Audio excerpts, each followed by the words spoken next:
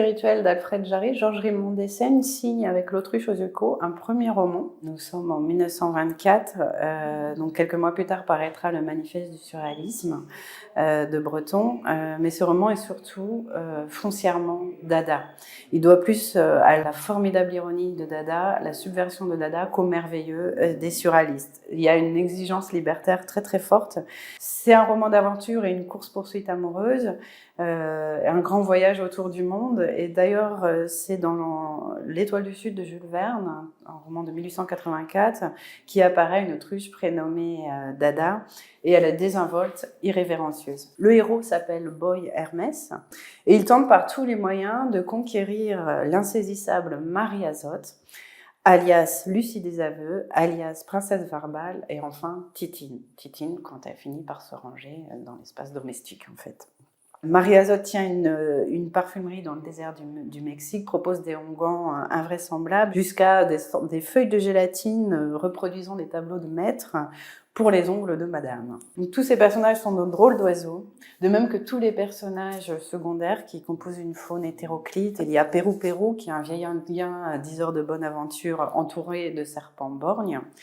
Il y a le maréchal Venise que Boy Hermès pousse à lancer une révolution au Mexique.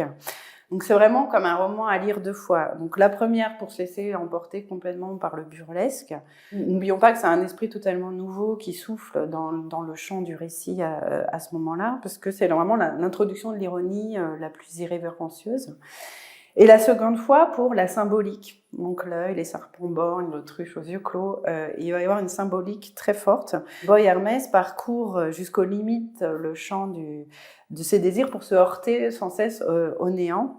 Et cette épopée a une structure circulaire, c'est comme si tout basculait, tout se déroulait dans une sphère. D'ailleurs, tout bascule à un moment dans un sens ou dans un autre, jusqu'à la Terre elle-même, en fait, qui penche tant que Boy Hermès se retrouve à basculer, à rouler dans le paysage. Il y a des images comme ça très belles, très fortes.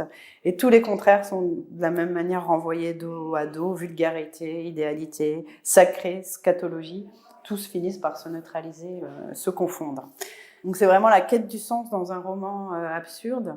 D'abord peinte, Raymond Dessaigne s'est lancé ensuite dans l'écriture de pièces de théâtre Dada, notamment L'Empereur de Chine qui annonce Ionesco et Beckett. Et c'est vraiment la dynamique dissolvante, subversive de Dada qui imprègne ce roman hors norme et dont on n'a pas encore mesuré complètement l'impact sur la littérature qui va suivre, notamment dès 1928, l'histoire de l'œil de bataille, mais aussi Boris Vian. Donc de l'amalgame du sens et du non-sens doit surgir un nouveau sens, si possible insolite.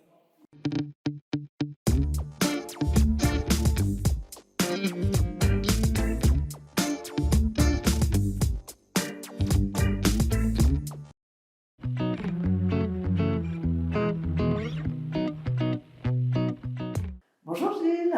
Bonjour Anne-Sophie. De quel livre est-ce que vous nous parlez aujourd'hui? Non, on ne va pas dire vous, on va dire tu.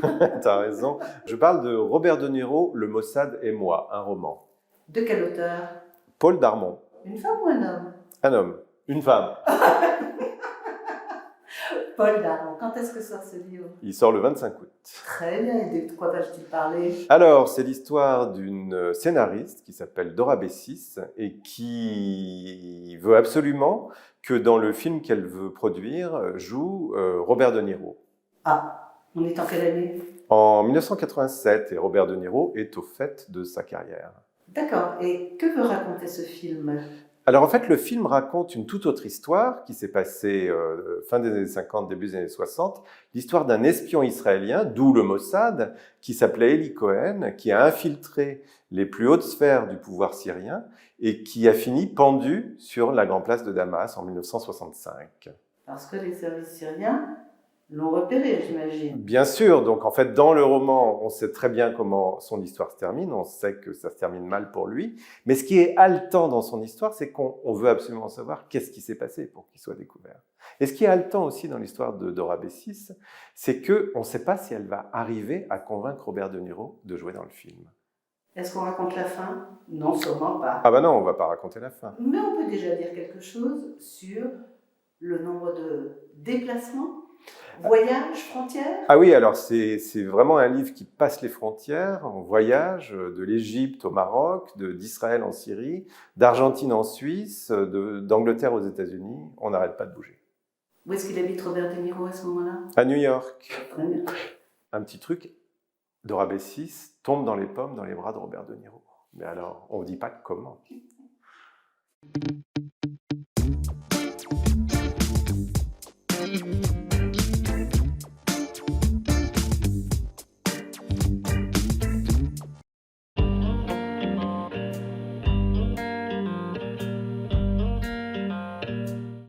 Geoffroy est coincé dans l'ascenseur. Geoffroy ne ressemble à rien.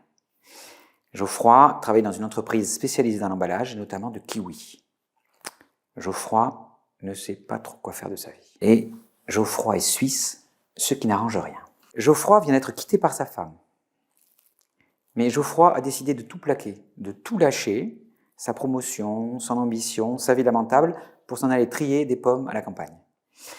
En essayant de fourguer son jus de pomme pour vivre un peu, en faisant du porte-à-porte, il va croiser une metteuse en scène de théâtre qui va vouloir faire de lui la vedette de sa nouvelle pièce, une pièce hermétique et évolutive. Liberté et encodage, où? Comme Geoffroy a quand même besoin qu'on l'écoute, il trouve le ficus d'un psychiatre pour s'épancher.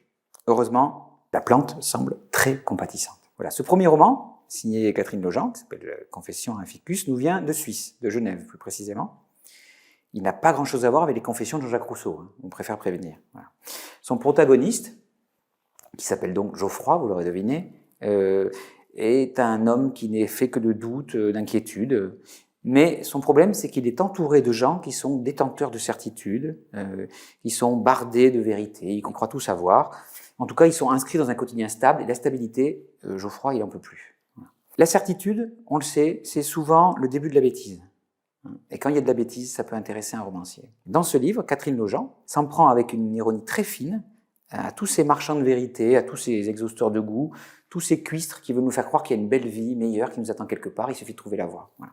C'est un peu le projet du livre. C'est drôle, c'est souvent cinglant, c'est souvent impitoyable, hein, mais au bout du compte, et c'est ça qui est important, il y a une grande forme de tendresse, comme nous. C'est comme un ficus, ce roman. Hein. C'est une histoire qui a besoin de la lumière du jour, de la lumière des libraires aussi.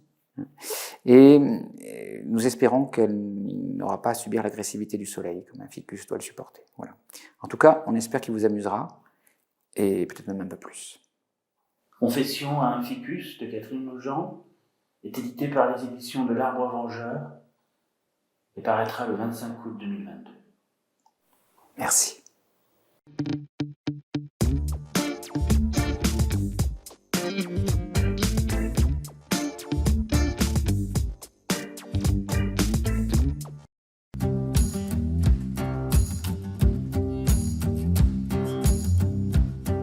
Je suis Emmanuel Villain et je publie à la rentrée d'août 2022 mon troisième roman chez Asphalt qui s'intitule La fugue Térémine. Dans ce roman, je reviens sur l'histoire de Lev Termen, qui est plus connu sous le nom de Léon Térémine et qui est l'inventeur d'un instrument qui porte son nom, le thérémine, qui est le premier instrument de musique électronique. Il a créé cet instrument en 1920 et il a été très vite repéré par Lénine qui l'a invité au Kremlin pour faire une démonstration.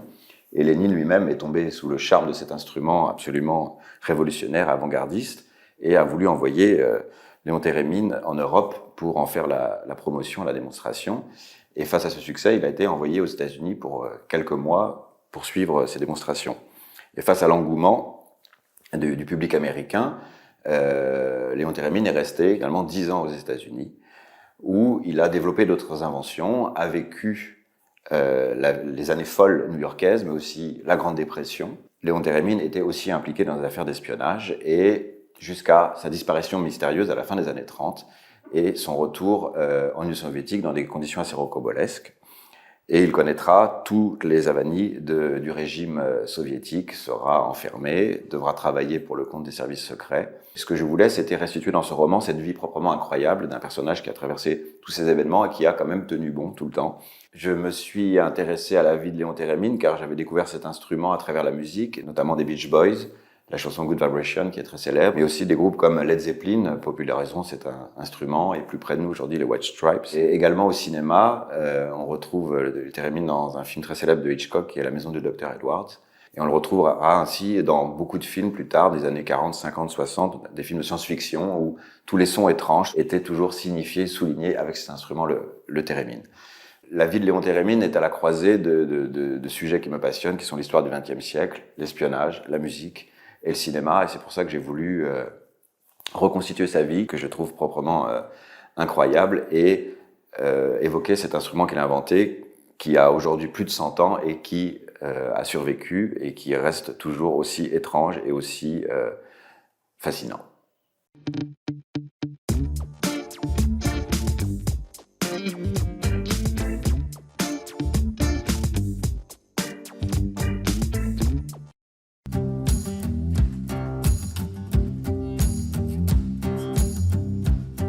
Dans Les Chiens de la Pluie, Ricardo Romero nous emmène à Paraná, une grande ville argentine à 500 km de Buenos Aires. Ça se passe au cours d'une nuit où il pleut de façon torrentielle. Et Ricardo Romero va nous montrer, à travers des courts tableaux, les itinéraires de différents personnages récurrents. Donc on a Angel, un jeune homme qui joue de la batterie tout au long de la nuit, pour le plus grand plaisir de ses voisins. On a Juan et Juan, qui sont deux tueurs à gages, qui ont le même nom, qui sont amants et qui attendent leur cible en vain. On a Elsa, qui a mis sa plus belle robe rouge pour aller faire la fête. On a Vicente et Balthazar, qui sont en train de chercher un chien sous la pluie battante dans un cimetière. On a tous ces personnages, en fait, qui, au fur et à mesure du roman, vont se croiser, soit des rencontres fortuites, soit des rendez-vous manqués, délayés, retardés, soit des liens familiaux, soit des liens amicaux qui se sont un peu distendus, parce qu'en général, ce qui relie tous ces personnages aussi, c'est qu'ils sont très seuls. Et en fait, Ricardo Romero va prendre ces solitudes et les relier les unes aux autres progressivement. La ville de Paraná, dans Les Chiens de la Pluie, est assez centrale. En fait, Ricardo Romero nous l'a fait visiter jusqu'à ses recoins la plus obscurs. On se promène vraiment dans la ville, on l'explore façon psychogéographie. Donc forcément, chez Asphalt, cet aspect urbain nous a énormément plu. Mais plus que le décor, ce qui est vraiment pour moi le gros atout des Chiens de la Pluie, c'est l'humanité de ces personnages. À la fois, moi j'ai été, à ma lecture, extrêmement touchée par le sort de ces personnages qui sont tous vraiment à fleur de peau, et en même temps, j'ai été énormément impressionnée par sa maîtrise narrative. Comment a-t-il réussi à faire ça? Je trouve ça absolument extraordinaire. C'est difficile de rapprocher Les Chiens de la Pluie d'autres romans. Il y a à la fois beaucoup de références qui traversent l'esprit, beaucoup de rapprochements possibles. Moi, dernièrement, en lisant, j'ai eu une pensée pour Haruki Murakami, notamment Le Passage de la nuit, qui, comme Les Chiens de la Pluie, se déroule sur une seule nuit. On pense aussi, côté cinéma, à Amour chienne, d'Iñárritu. Et moi, ce qui m'a vraiment marqué, c'est plutôt le rapprochement avec Shortcuts, de Robert Altman. On a vraiment Shortcuts en Amérique du Sud sous la pluie, avec tous ces personnages qui tracent une grande histoire à eux tous, en reliant ensemble leurs petites histoires. Et l'autre point commun, je dirais, c'est que Les Chiens de la Pluie doit son titre à l'album de Tom Waits, donc, qui était aussi dans Shortcuts. Donc on a là encore un petit clin d'œil musical, comme on a souvent avec Ricardo Romero.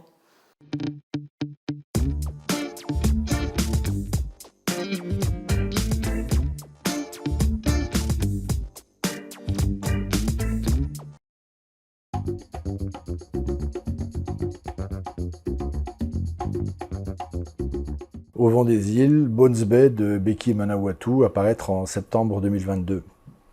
Becky Manawatu est une auteure maori de Nouvelle-Zélande. Bones Bay est son premier roman. Il a été acclamé dès sa sortie en Nouvelle-Zélande, a reçu les prix les plus prestigieux et elle est considérée comme l'étoile montante de son pays. Traduit par le non moins talentueux David Fauquembert, auteur primé et traducteur habitué des prix décernés en littérature étrangère. Bones Bay, c'est l'histoire de deux frères orphelins, Tok, l'aîné, qui abandonne son petit frère Arama chez une tante dans l'île du sud de la Nouvelle-Zélande, où le jeune garçon se retrouve alors confronté à la violence de son oncle, et c'est dans une boîte de sparadrap pour panser les bleus à son âme, et lors d'escapades dans la nature avec sa petite voisine et leur chien Lupo, qu'il va chercher la force de rêver le retour de son grand frère. Son grand frère, lui, ravagé par la colère, la culpabilité et le chagrin, a fui sur l'île du Nord. Au volant de sa voiture, avec sa guitare et sa planche de surf, il cherche à échapper au poids de son histoire. Mais son histoire s'abat sur lui et le submerge comme une vague.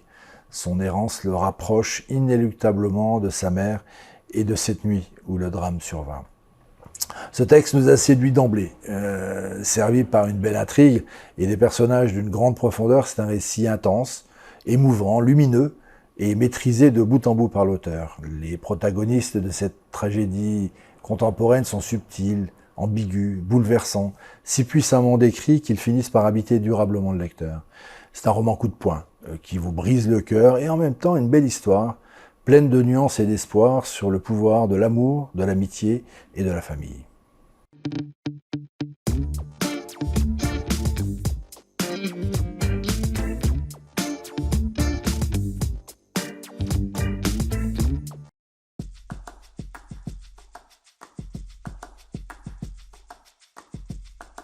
Bonjour, je me présente, Marion Humbert, cofondatrice des éditions de l'Aube, et je suis là pour vous parler du roman de notre rentrée littéraire qui sortira en septembre. Il s'agit du deuxième roman de Nicole Dennis Benn, auteure jamaïcaine traduite par Benoît d'Auvergne. Le deuxième roman s'appelle « Si le soleil se dérobe ». C'est un texte extrêmement subtil, nuancé, sur la relation d'une femme à sa fille. Cette femme jamaïcaine qui vit à Kingston décide de quitter sa fille, de la laisser à son père, avec qui elle ne vit pas, pour rejoindre son grand amour à New York. Nous allons vivre en alternance entre cette petite fille qui se sent quand même abandonnée et sa mère qui se retrouve aux États-Unis, noire parmi les noirs. C'est important de dire aussi que quand on est noir caribéen, on n'est pas noir afro-américain. Ce n'est pas du tout la même perception que les blancs en ont. C'est très important de le savoir. Et cette femme va se débattre pendant des années pour survivre en espérant un jour pouvoir faire vivre sa fille. C'est un livre extrêmement impressionnant, extrêmement nuancé, extrêmement subtil. Tout de suite, on est absolument dans l'absence de jugement. Cette femme, on pourrait se dire c'est monstrueux d'abandonner sa gamine. Ben, pas du tout. Ce livre a eu énormément de presse aux États-Unis. Dans le New York Times, on dit ce récit de vie essentiel et remarquable déjoue continuellement et subtilement toute prévisibilité. Au fil des pages, il ne cesse de vous surprendre. Stupéfiant d'après Time Magazine, remarquable pour elle, la version américaine, somptueux selon Oprah Magazine, sensible et saisissant pour le Washington Post. Franchement, lisez-le, partagez-le. Je crois vraiment que nous tenons là un bijou. Quand je dis un bijou, c'est un gros bijou, c'est un gros livre. C'est une très très belle histoire.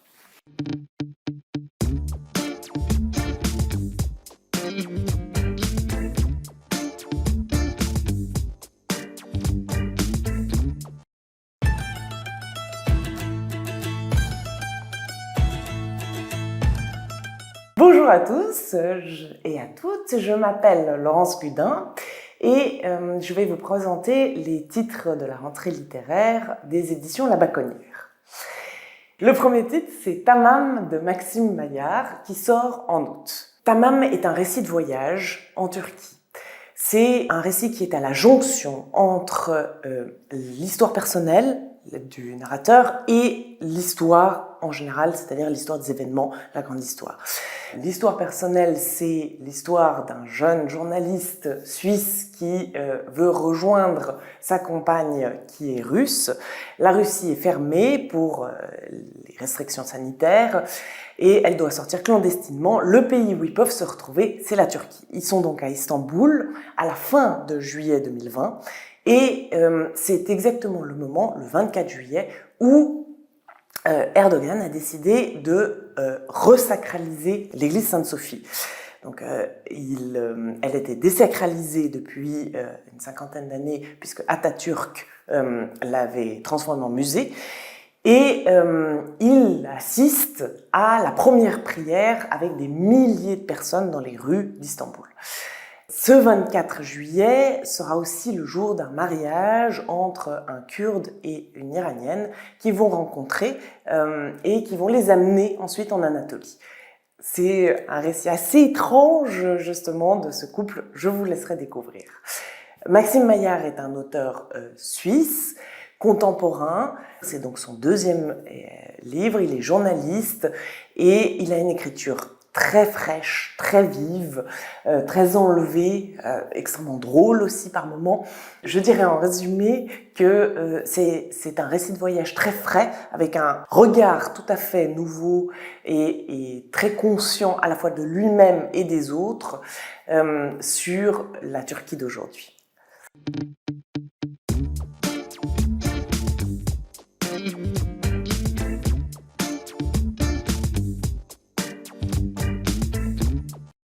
Je vous présente désormais un Noël avec Winston de Corinne de Sarzan.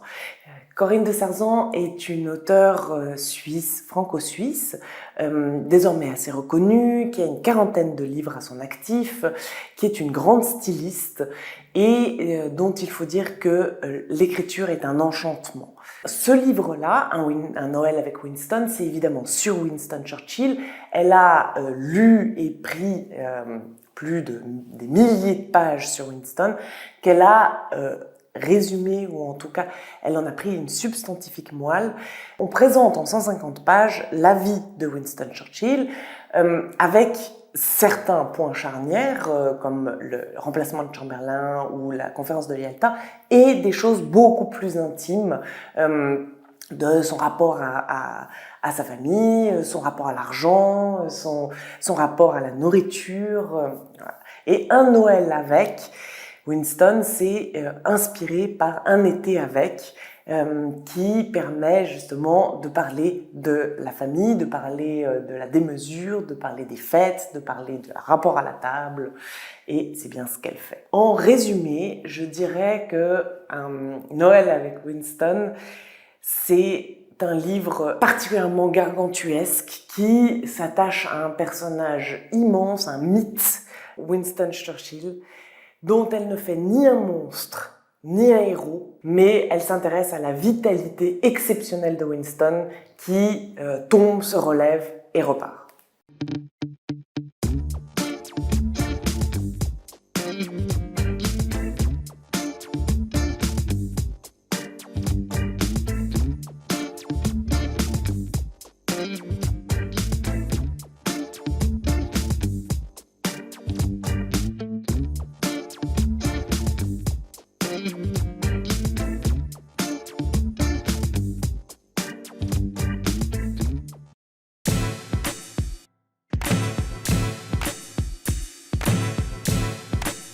Donc il s'agit de Ciné-Club de François Souvet, c'est son premier livre. Ce sont des récits qui nous racontent des histoires autour de films imaginaires. Donc dans le Hollywood des années 30, donc le monde de Lubitsch, jusqu'aux années 50, le film de roman noir à la Tourneur.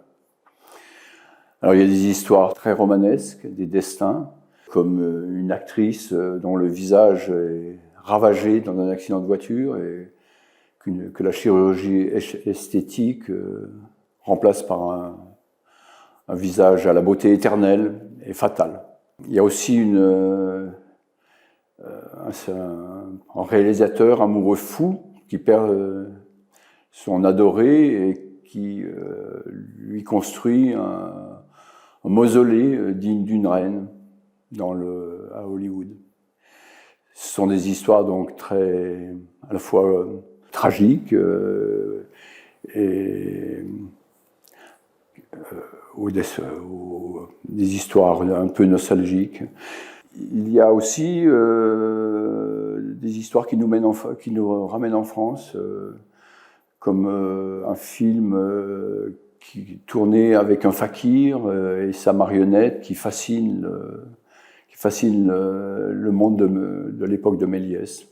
Voilà, donc c'est un livre qui restitue un cinéma de légende.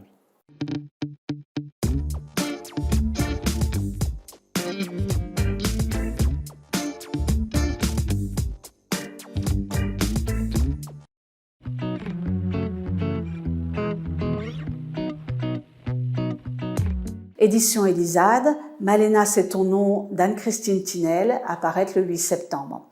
Malena est une réfugiée politique argentine qui arrive en France au début des années 80.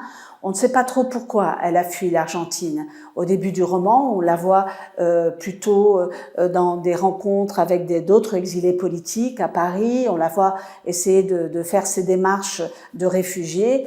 Des années plus tard, au début des années 2000, au cours d'un pique-nique, Malena, on ne sait pas pourquoi, disparaît dans la voiture de son compagnon Arnaud. Arnaud va découvrir dans le sac à dos de Malena 2 photos qui ne cadrent pas l'une avec l'autre. Une photo, c'est des jeunes filles hippies des années 70, puis une autre photo, une famille nombreuse, très stricte, et la petite Malena qui se tient bien droite et puis qui semble presque apeurée. Et là, on se rend compte que Arnaud ne sait rien du passé de Malena, en tout cas, sait très peu. Durant tout le roman, on va voir, en même temps qu'Arnaud, on va découvrir la vie de Malena en Argentine et pourquoi elle a fui. Elle a fui la dictature argentine, elle a fui un mari violent, un père incestueux, la perte d'un enfant. Tout au long du roman, c'est des rebondissements qui arrivent. C'est comme si on déambulait dans une ville inconnue et à chaque coin de rue apparaît quelque chose de nouveau. Le rythme et l'écriture sont très très bien ficelés et on est pris dans ce crescendo de découverte du personnage de Malena. C'est un roman qui parle d'amour. Il y a des choses assez dures, mais aussi il y a l'amour, il y a les silences, il y a l'espoir. Et si je peux donner 3 mots pour parler de cette héroïne de l'intime, je dirais partir, survivre et se reconstruire.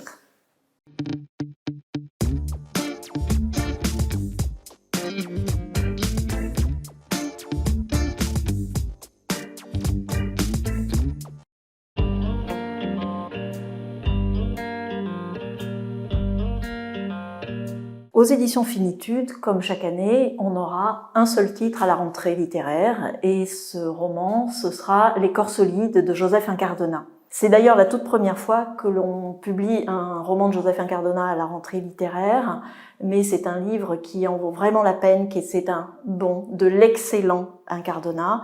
Après La soustraction des possibles, qui avait déjà fait un très beau succès il y a 2 ans, ça nous a semblé absolument incontournable de placer ce livre-là à la rentrée. Les corps solides, c'est l'histoire d'Anna et de son fils Léo.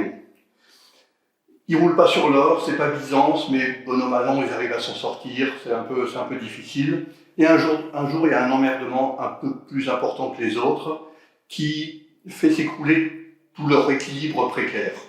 Léo ne trouve rien de mieux pour gagner cet argent que d'inscrire sa mère Anna à un jeu débile à la télé. Ce jeu consiste à prendre 20 candidats qui posent une main sur une voiture et le dernier qui la lâche gagne la voiture. Mais Anna est totalement furieuse dès que Léo lui dit ça. Simplement, Anna se rend compte peu à peu que quelque part, elle n'a pas le choix. Et surtout, le lecteur va découvrir qui se cache derrière ce jeu. En fait, dans ce roman-là, Joseph Incardona, il explore vraiment à la fois le voyeurisme et la cupidité de notre époque. On s'aperçoit que derrière ce jeu, en fait, se cache à la fois le lobby de l'automobile, mais également des médias totalement opportunistes, et que face à ces puissances-là, même les politiques n'ont absolument aucun pouvoir. Pour autant, Joseph, il n'en fait pas un roman politique, il n'en fait pas un roman de dénonciation, puisque au centre du roman, il y a Anna, sa relation avec son fils, Léo, l'amour qu'elle lui porte, mais surtout aussi sa dignité, sa volonté de rester libre. En fait, c'est un livre intelligent, extrêmement touchant, et bien malin celui qui, dans ce livre-là, réussira à reconnaître les vainqueurs des vaincus. Parce que c'est la grande force de Joseph Incardona, c'est d'avoir un sens du roman qui fait que ça se termine jamais comme on pense que ça va se terminer.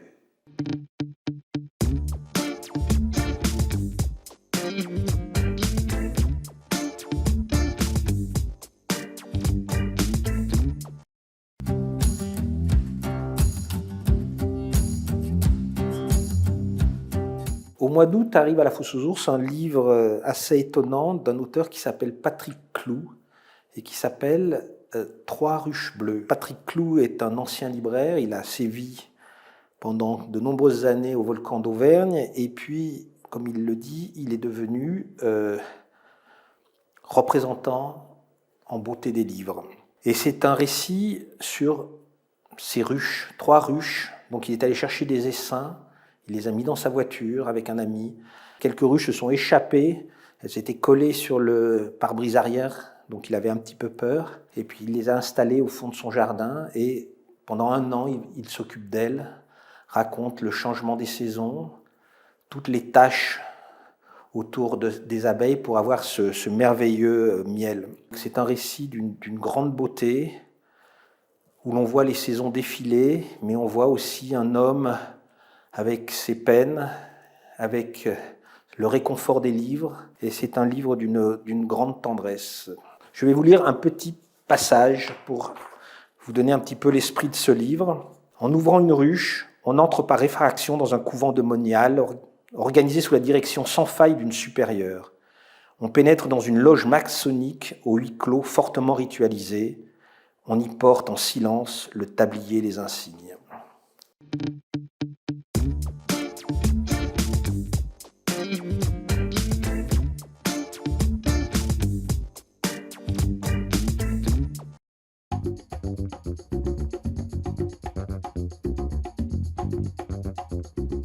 Donc, je vais vous présenter L'île des larmes de Laurence Hubert-Souillot, qui est à l'office du 8 septembre 2022. En fait, c'est l'aventure de Baptiste et de son ours Martin que Laurence va essayer d'imaginer. En 1904, Baptiste a 15 ans, il habite dans un petit village des Pyrénées-Ariégeois. Son père est violent, il a un avenir de journalier paysan. Mais lui, ce qu'il rêve, c'est de devenir montreur d'ours. Montreur d'ours, c'était une tradition dans les régions montagneuses de l'Europe au XIXe siècle. Donc son oncle va lui offrir un ourson. Son oncle est un ermite qui vit reculé dans la montagne avec des idées libertaires et charge à Baptiste de l'apprivoiser. Et ça va être, pour l'auteur, dans cette première partie, elle va mettre en avant l'idée de la transmission, de l'émancipation, l'ambivalence des rapports entre l'homme et la nature, et qui est parfois empreint de magie et aussi souvent de violence. En 1906, Martin, l'ours et Baptiste ont appris à faire connaissance, se sont liés d'amitié malgré les différences, et Baptiste décide de partir avec son ours à New York pour y vivre la vie de saltimbanque et de montreur d'ours. Et c'est pour lui une nouvelle vie qui commence. Une vie de saltimbanque, certes, mais aussi des rencontres, des amitiés. L'île des larmes est un hommage à la tradition des romans d'aventure du 19e et du 20e siècle. Et de plus, Laurence Hubert-Souillot nous offre une fin qui est à la fois tragique, surprenante et lumineuse. Son style limpide et précis, sa maîtrise du rythme narratif lui permet, en 200 pages, de nous offrir un cheminement de vie, le cheminement de vie de Baptiste. Un cheminement, il passera de l'enfance à l'adolescence, de l'adolescence à l'âge adulte. Il va cheminer à travers la France, cheminer à travers les océans et surtout cheminer à travers les amitiés, les amours et les rues de New York. En fait, ce roman est à la fois un lien entre Jean Giono et Jack London. C'est aussi une manière de rendre hommage au film America d'Elia Kazan. Voilà, mieux que mes mots, certainement, lisez ce livre qui va vous transporter.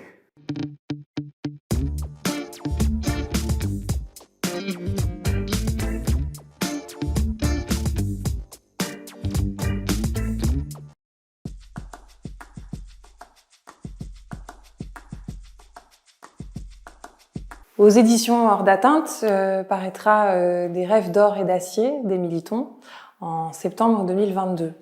C'est le premier roman d'Émilie Thon, qui est journaliste et qui a écrit ce livre sur et pour son père, qui s'appelle Liem, qui vient d'une minorité musulmane persécutée au Vietnam, qui s'appelle les Cham, qui est passé par le Cambodge et la Thaïlande avant d'arriver en France en 1981. C'est le moment où on parle beaucoup de Boat People, où Médecins sans frontières est monté par Bernard Kouchner. Et Liem donc fait partie de ce grand mouvement migratoire qui fait suite à une guerre de décolonisation sanglante et à l'instauration de régimes extrêmement autoritaires et violents au Cambodge et au Vietnam. Il a 18 ans, il pense qu'il va enfin commencer sa vie. Comme tant d'autres gens, il a vécu dans des camps de réfugiés, sur des routes risquées, douloureuses, difficiles, avec des passeurs. Et donc quand il arrive, c'est vraiment ce soulagement d'avoir enfin un endroit. Et pourtant, il faut tout reprendre à zéro, il faut se faire des amis, il faut apprendre une langue, il faut apprendre un métier. Il pense pouvoir reprendre ses études et reprendre la vie qu'il menait au Vietnam. Il était fils de sénateur là-bas, mais il n'a pas l'argent pour ça, donc il devient ouvrier. Il restera ouvrier pendant 30 ans. Et ce livre, c'est donc le récit de tout ce courage, cette détermination, cette force, cette audace qu'il faut avoir pour partir de chez soi et pour inventer une nouvelle vie alors qu'on l'avait pas choisie, qu'on n'en avait pas envie. Mais c'est aussi une immense déclaration d'amour d'une fille pour son père. Yem, quand sa fille est née, il lui a dit « Je veux te donner la lune et le soleil ». Sa fille, elle a écrit ce livre pour Accusé-Réception.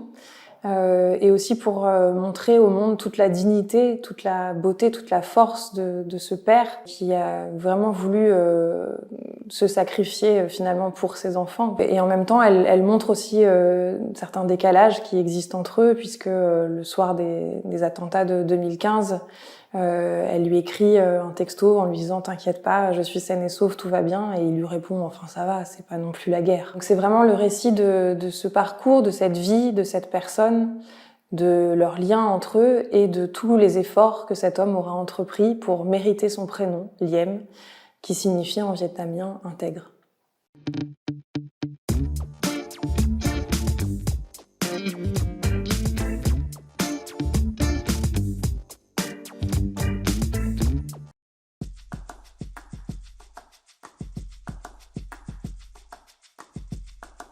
Hors d'atteinte présente Laisse tomber la nuit d'Agnès Mascaro, qui va sortir en août 2022. Agnès Mascaro nous livre son premier roman, qui est un roman d'apprentissage, où on suit une histoire d'amour entre la narratrice, une jeune femme, et un jeune homme, Adore. Une histoire d'amour extrêmement moderne, où les protagonistes nous montrent ce qu'est l'amour aujourd'hui, ses limites, les conceptions de couple, d'identité, de genre. Adore est un jeune homme extrêmement mystérieux, où on sent dès le début, dès les premières pages, qu'il va amener notre narratrice vers ses propres limites d'identité et de genre. Et on le sait, puisque dès les premières pages, il lui demande d'échanger ses habits avec lui, avant de faire l'amour. Adore va tout doucement se rapprocher du milieu des drag queens, avant d'en devenir une lui-même. Et on découvre à ce moment-là toute la vie autour des drag queens. Ces reines magnifiques qui passent un temps fou à se maquiller. Leur entente, elles sont fortes seules, elles sont encore plus fortes à plusieurs. La fête, bien entendu, l'alcool, mais aussi, et malheureusement, la violence de ceux qui refusent de les voir exister. On suit également une histoire d'amitié avec la meilleure amie de la narratrice qui est toujours là pour la récupérer dans les moments les plus difficiles. Laisse tomber la nuit, c'est l'amour dans les années 2020. En 3 mots, ce livre: perruque à paillettes, amour et trouble.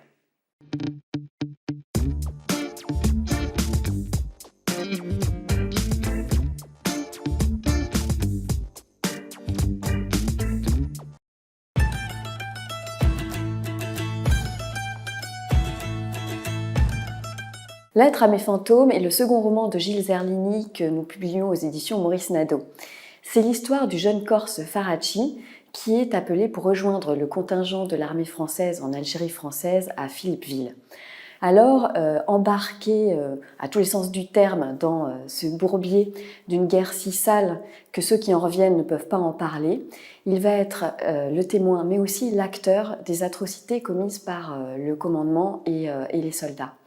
Mais malgré l'horreur et la barbarie dans laquelle il baigne, ça reste un jeune homme et il va découvrir les émois de son âge, les filles, la drague, l'éveil à la sensualité, mais tout ça fracassé contre les murs érigés entre eux, les soldats, et la population.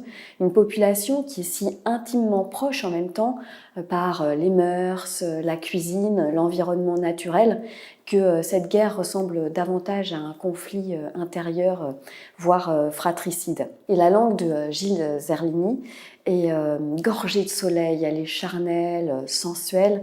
Elle s'attache aussi à décrire la vérité des corps, la puissance des sens. Et il y a une scène absolument extraordinaire où Faraci est dans une petite maison avec le sol en terre battue et il y a une amphore d'huile qui tombe au sol et l'huile qui se répand sur le sol. Et là, il prend conscience presque physiquement dans sa chair avec l'odeur de l'huile dans les narines, que les Corses et les Algériens en fait vivent la même chose, travaillent l'huile de la même manière, suent de la même manière. En fait, il prend conscience à ce moment-là du désastre de toute guerre, ce chaos qui est si universel et qui sacrifie sa jeunesse en première ligne, mais pas uniquement la jeunesse, la descendance de cette jeunesse, parce que il y aura des enfants élevés de manière bancale par ces jeunes hommes traumatisés, fracassés par les atrocités qu'ils ont subies ou commises. Et voilà, c'est ça ce texte, c'est d'essayer par l'intime de comprendre les dégâts profonds sur les individus de la grande histoire. Et puis c'est une lettre aussi adressée à tous ceux à qui on n'a pas pu parler.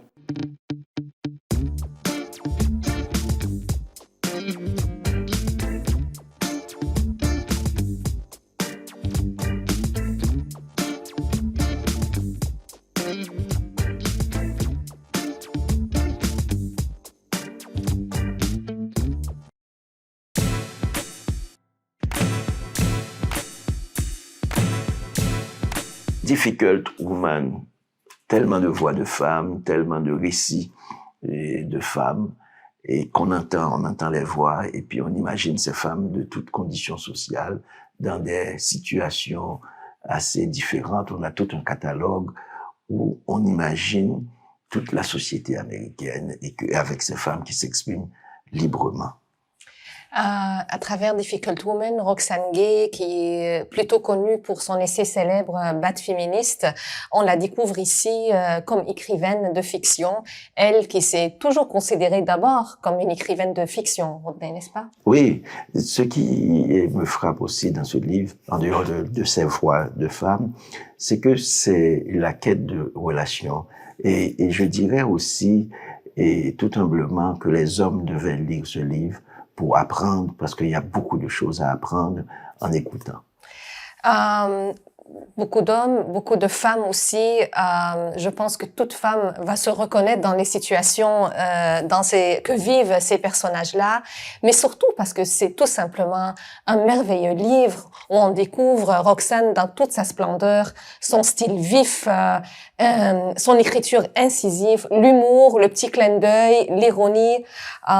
C'est tout simplement un plaisir, je pense, à lire ce livre-là, Difficult Woman. C'est très, très difficile d'entrer dans ce roman, je dirais choral, parce qu'avec ce cœur de femme-là, mais on sent palpiter la vie. Il y a quelque chose de vrai, de beau, malgré le côté cruel et difficile de ce livre-là. Absolument. C'est un bijou, en fait, à la fois fiction, critique sociale, humour, surréalisme, il faut pas l'oublier non plus. Un livre à lire et à ne pas manquer.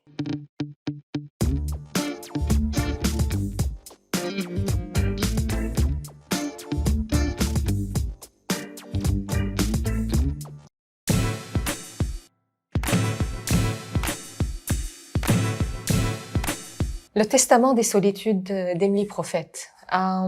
C'est avec ce roman, le premier roman de Emily Prophet, que j'ai découvert en fait l'œuvre de cette écrivaine extraordinaire.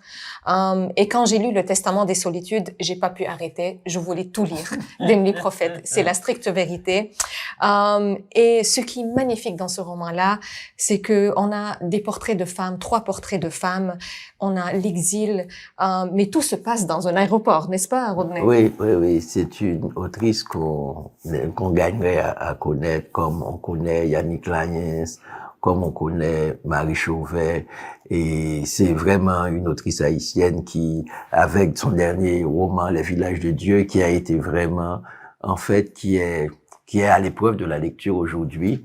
Donc, je pense que Le Testament des solitudes, effectivement, c'est dans les lieux de transit, l'aéroport, et ça nous mène à l'errance, ça nous mène à l'exil. Je pense que c'est un véritable roman d'exil qu'on pourrait dire, Yara. Et surtout aussi un roman sur la généalogie.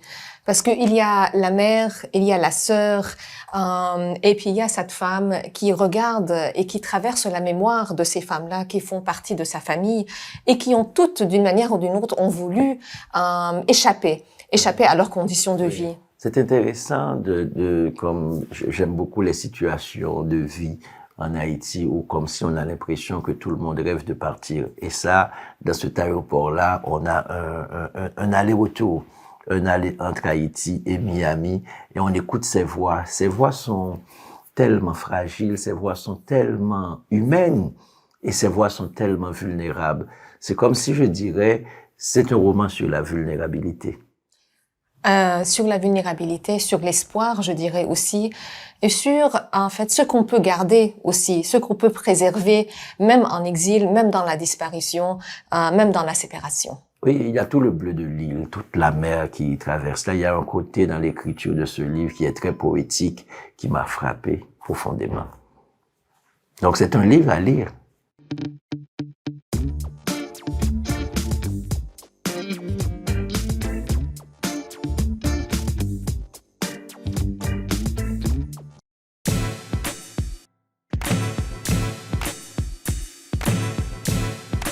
Seuil de tolérance de Thomas King. C'est un roman, un grand roman. Et Thomas King, c'est un grand conteur. Et je suis bercé par les livres de Thomas King que j'aime. Et si vous voulez découvrir le monde autochtone, si vous voulez découvrir cet univers-là du Canada, des États-Unis, donc il faut simplement lire Thomas King et tous ses livres. Et dans ce roman, on découvre Thomas King à son meilleur. En fait, Thomas King qui a ce talent-là à créer des personnages très attachants et à les mettre dans des situations à la fois aussi hilarantes que sérieuses. Et dans ce cas-ci, donc on a ce personnage de l'oracle, ce monsieur qui travaillait pour les milliardaires du monde en leur prédisant l'avenir et ce qui les enrichissait. Et puis il était tellement dégoûté que finalement il décide de se retirer dans une réserve. Mais voilà qu'on découvre que dès le moment où il fait cette retraite-là, tout à coup, ces milliardaires se mettent à mourir. Alors ça c'est Thomas King vraiment à son meilleur, à la fois critique, à la fois humour. Et puis, il donne une mission au lecteur en disant « Mais votre mission, cher lecteur, si vous l'acceptez, consiste à découvrir pourquoi ces milliardaires sont en train de mourir. » C'est comme un thriller politique, hein? Ça m'a fait tellement rire de voir ces milliardaires, pas millionnaires, milliardaires qui se mettent à mourir. Et parce que, en fait, les milliardaires achètent tout et on a l'impression qu'ils veulent acheter l'éternité et voilà qu'ils sont face à un impossible. Et je pense que l'humour est tellement gros chez Thomas King par rapport, en fait, et les questions qui se posent entre les mendiants qui sont eux pauvres et qui acceptent la mort et les milliardaires qui ont besoin d'un oracle pour voir, en fait, comment prédire ou comment arrêter la mort. Donc, c'est un roman, je pense, merveilleux, Yara. Du bonbon à lire, vraiment. Oui.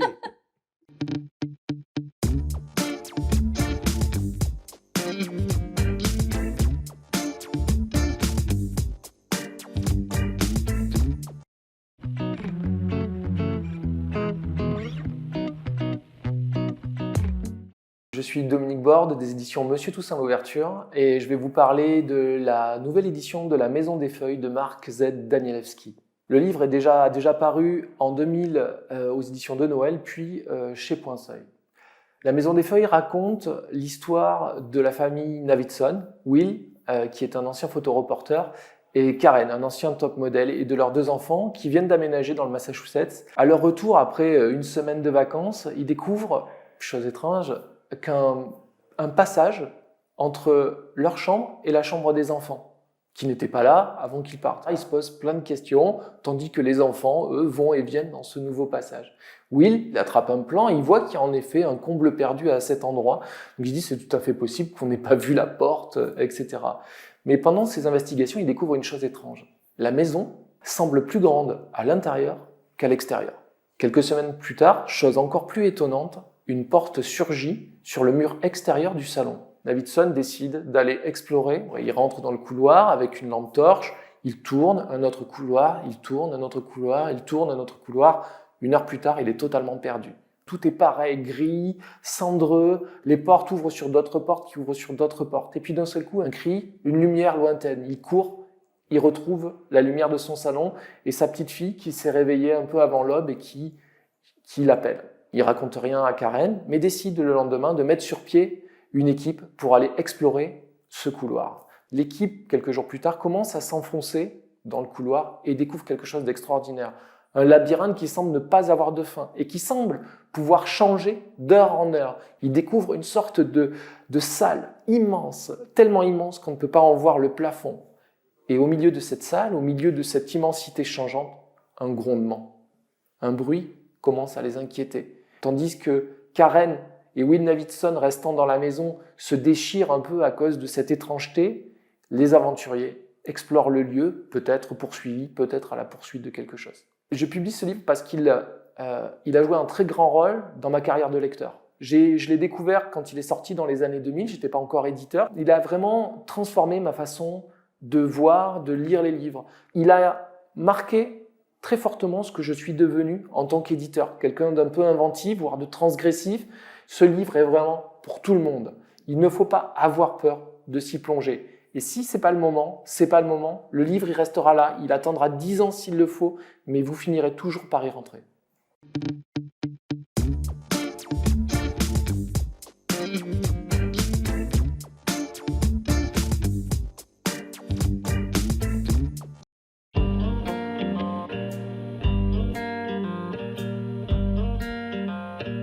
Bonjour, je suis Marisol, je travaille aux éditions Le Mot et le Reste et je suis là pour vous présenter notre roman de la rentrée littéraire qui paraîtra le 25 août 2022 et qui s'intitule Le bord du monde est vertical.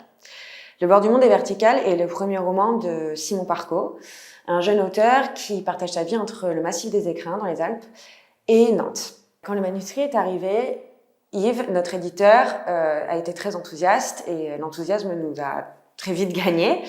Nous avons tous été séduits par l'univers que Simon Parco parvient à créer en quelques pages.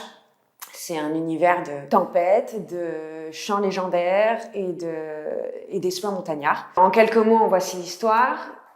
Au bout du monde, dans un pays sans nom, sans âge, où une montagne sans sommet, la Grande, est adorée, une cordée relie les lieux les plus reculés de la vallée des glaces à la ville. À sa tête, il y a Gaspard, l'excellent grimpeur, Isée et ses 2 chiens, Vic, dit le buffle, et Solal, le gamin. Et en quête de gloire et de sens, Gaspard décide de tenter une nouvelle fois l'ascension, avec à ses côtés Solal. Cette ascension, c'est l'effort, c'est l'ascèse, c'est un combat pour la vie, contre la mort, et qui prend place dans des paysages montagnards aussi rudes et abrupts que féeriques. Le bord du monde est vertical est à la fois un roman initiatique et un roman de montagne et d'aventure, dont le réalisme magique nous fait penser au mont analogue de René Daumal. Il réveille en chacun l'excitation du dépaysement, repousse les limites de notre imagination et efface en fait les frontières entre les mondes humains, minéral et céleste. C'est une lecture qui m'a marquée et lorsque j'y pense, je me souviens de quelque chose de frais et de pur, comme de l'attitude ou comme une respiration. Et j'espère qu'il vous plaira.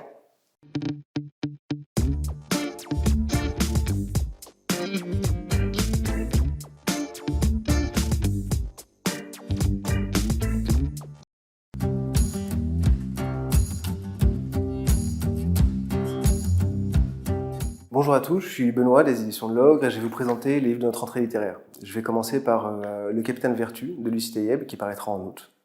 Le Capitaine Vertu, c'est une capitaine. C'est l'étoile de la brigade de répression des fraudes, elle sait déceler les mensonges et briser les criminels les plus endurcis.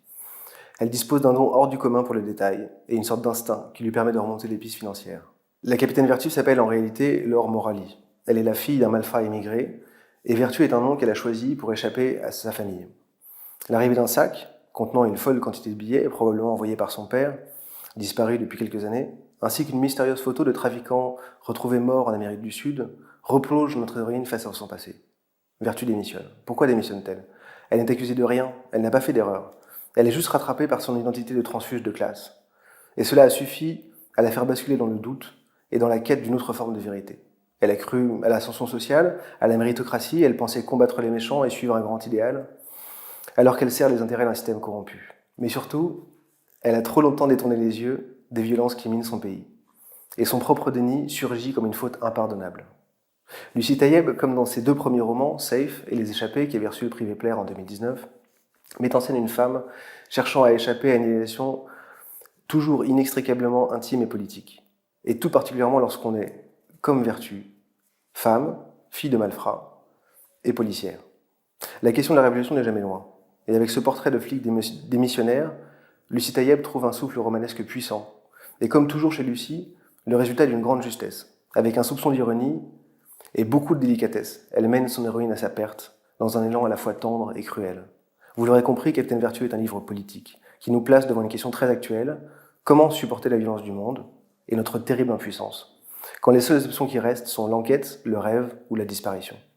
À défaut de pouvoir endosser son costume d'intransigeante super-héroïne, Capitaine Vertu aura-t-elle d'autre choix que de renoncer, telle une Bartleby des temps modernes, à toute action sur le monde?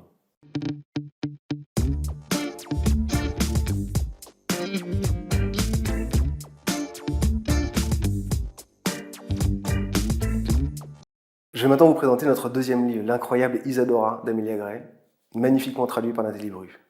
Isadora, c'est bien sûr Isadora Duncan, une icône, celle qui a révolutionné la danse, une des artistes les plus libres, les plus talentueuses et les plus importantes du XXe siècle. Avec Isadora, on est très loin d'une biographie classique.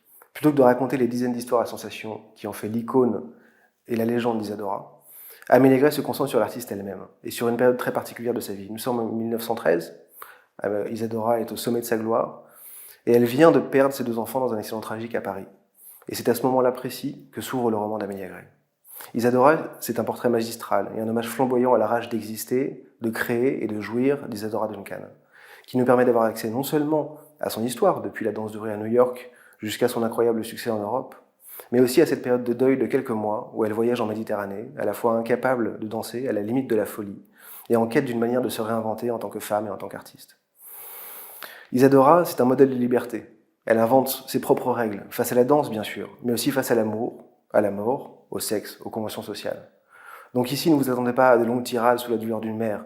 La personnalité d'Isadora fait que ce deuil ne peut être qu'hors norme, et intimement lié à sa pratique artistique.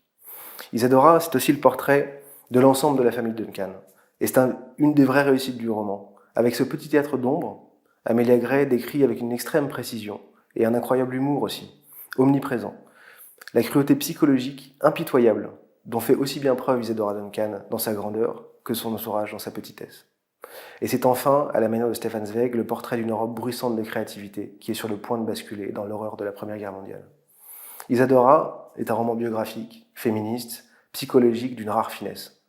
Il y a une prouesse chez Amélie Gray. C'est flamboyant, c'est créatif, c'est cruel et terriblement ambitieux aussi. C'est comme si l'écriture d'Amélie Gray collait parfaitement au rythme et au mouvement d'Isadora. Et c'est probablement ce qui en fait le grand roman sur Isadora Duncan.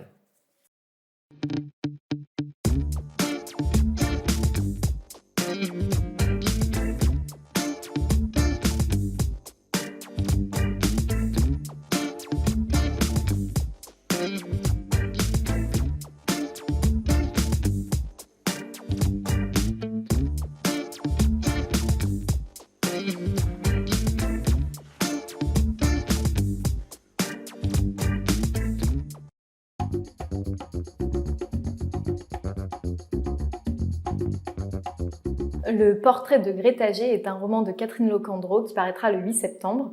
C'est le 2e titre de notre collection Les Audacieuses qui a été inaugurée en mars avec Embrasse Maria de Sophie Rabault.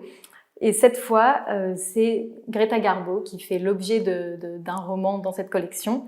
Dans le portrait de Greta G, Greta Garbo a presque 80 ans et elle se rend dans son cinéma de quartier à New York pour y voir un de ses films. en l'occurrence le portrait de Dorian Gray, dans lequel elle tient le rôle titre. Dans notre réalité, ce film n'a jamais vu le jour, mais dans le roman, on assiste à cette séance intimiste avec Greta Garbo, et c'est l'occasion de la découvrir et de découvrir sa personnalité au-delà du mythe. On plonge dans les souvenirs de la vieille Garbo, qui dialogue intérieurement avec son ami Mogé, Maurice Siller, qui est mort depuis bien longtemps. Mais on la découvre aussi sous les yeux d'autres personnes présentes dans la salle, le directeur du cinéma et une jeune femme lesbienne, Frances, qui veut devenir comédienne et pour qui Garbo est un véritable modèle.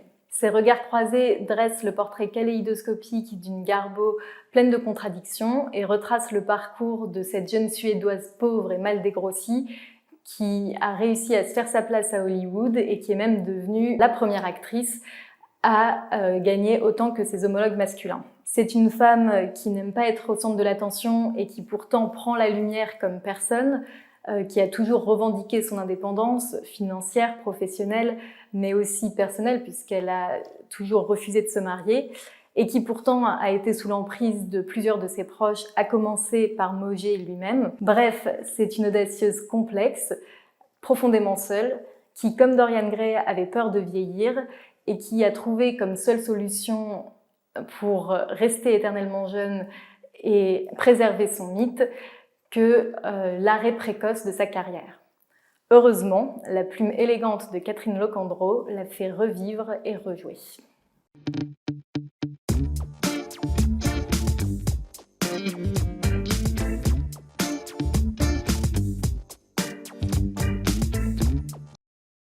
Je suis heureuse de vous présenter au nom des Pérégrines notre roman Doute pour leur bien de la primo-romancière Amandine Prié. C'est un texte qui est arrivé dans notre boîte mail de manuscrits sans aucune recommandation, mais qui a tout de suite été un coup de cœur pour toute l'équipe. C'est l'histoire d'une association humanitaire qui installe un camp dans une zone de guerre en Afrique et qui propose à différents villages d'accueillir les orphelins pour leur donner un accès à l'école. Or, dans ces villages, il y a une petite fille, Inaya, qui est l'héroïne du roman, qui est orpheline et qui rêve de devenir médecin.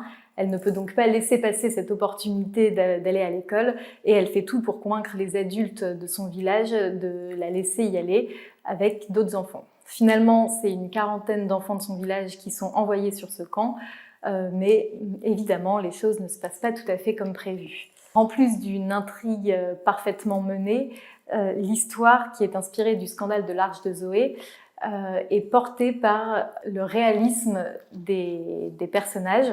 Inaya d'abord, dont j'ai un peu parlé, qui est une enfant de 8 ans, très vive, très intrépide, impertinente, mais qui a quand même des peurs et une crédulité toute enfantine, ce qui la rend d'autant plus attachante et touchante.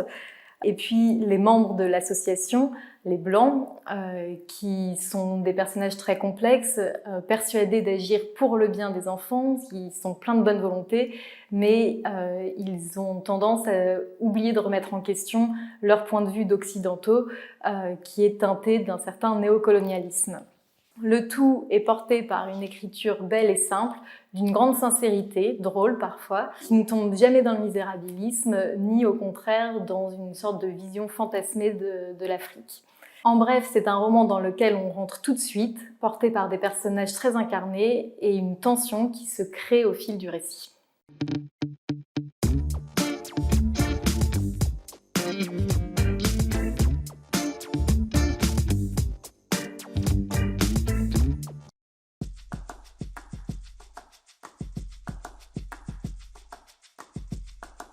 Aux éditions Picquier, Elle de Yann Lianqueux, parution en septembre 2022. Yann Lianqueux, c'est un auteur qui nous tient vraiment à cœur à la maison d'édition.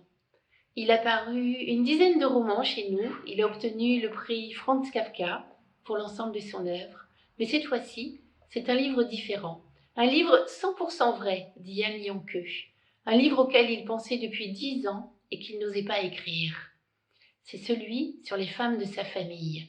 4 générations de femmes, sa grand-mère, sa mère, ses tantes, ses sœurs, sa petite-fille. Yan Lianke dit que la campagne chinoise, c'est la page vierge du féminisme. Il veut dire le Henan, la région où il est né, une région très pauvre et très agricole. Là-bas, les femmes y sont fortes et elles ne se plaignent jamais. Yan Lianke avance le terme de troisième sexe, lui qui a lu Simone de Beauvoir. Il dit qu'en plus de toutes les tâches ménagères qui sont dévolues aux femmes, elles ont dû assumer toutes les tâches dévolues aux hommes. Il parle des femmes de la génération de sa mère. Elles ont dû faire les gros travaux dans les champs, elles ont dû aller travailler en usine, elles ont dû travailler sur les grands chantiers de la Révolution.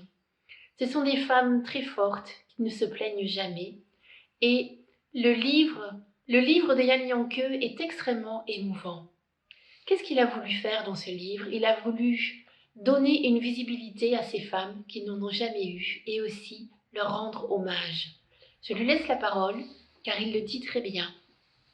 Après avoir attendu pendant 10 ans, j'ai subitement senti un jour que je pouvais écrire elles. J'ai écrit leurs larmes, leurs rires, leur violence et leur fureur. J'ai écrit leurs souffrances et leur prise de conscience.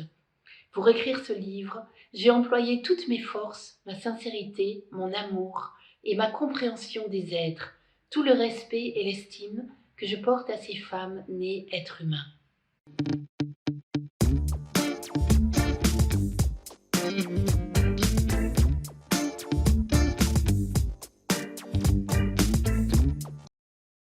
Aux éditions Picquier, J'ai écrasé un mouton de Pema Tsedan, parution en août 2022. Pema Tsedan, c'est d'abord un cinéaste très connu. On peut citer comme film Jimpa, Balloon, Le silence des pierres sacrées. Il est présent au festival de Cannes ou de Venise. Mais c'est aussi un écrivain qui raconte la vie dans son pays natal, Lamdo. Il nous parle de bergers nomades, il nous parle de brebis et de moutons. Il y a déjà un recueil de nouvelles de lui qui avait paru aux éditions Picquier qui s'appelle Neige, et là il y en a un second qui s'appelle donc J'ai écrasé un mouton, et dont la tonalité principale, je trouve, est la drôlerie. Ces histoires sont vraiment très drôles, et par exemple on trouve Je suis un bélier qui raconte par les yeux d'un bélier chinois son arrivée sur les hautes terres du Tibet pour améliorer la race ovine tibétaine. Évidemment, ça va être un fiasco total, mais on va voir tout le monde à travers les yeux de ce bélier chinois, comme un petit peu on verrait la France vue par le Huron de Voltaire. Et à la fin, ce pauvre bélier chinois promis à la boucherie va être sauvé par un vieux chef de village, un irréductible qui avait toujours refusé de laisser accoupler ses brebis avec ce bélier venu d'ailleurs, mais qui va faire preuve de compassion et lui rendre sa liberté. Évidemment, c'est aussi une satire de la présence chinoise au Tibet, inutile de le dire. La langue de Pema Tsedan, c'est une langue très familière, très simple, et elle possède par contre un puissant effet de réel. On pénètre avec facilité dans ces histoires, ce qui ne les empêche pas de ramasser en quelques pages un monde riche et complexe. On a toujours l'impression qu'il nous parle d'amis, de voisins, de gens qu'il connaît bien, dont il est proche. Et à nous aussi, lecteurs, ils nous deviennent proches. À cause de la tonalité particulière de ces récits, une tendresse mêlée d'humour et d'autodérision qui rend ces personnages très attachants.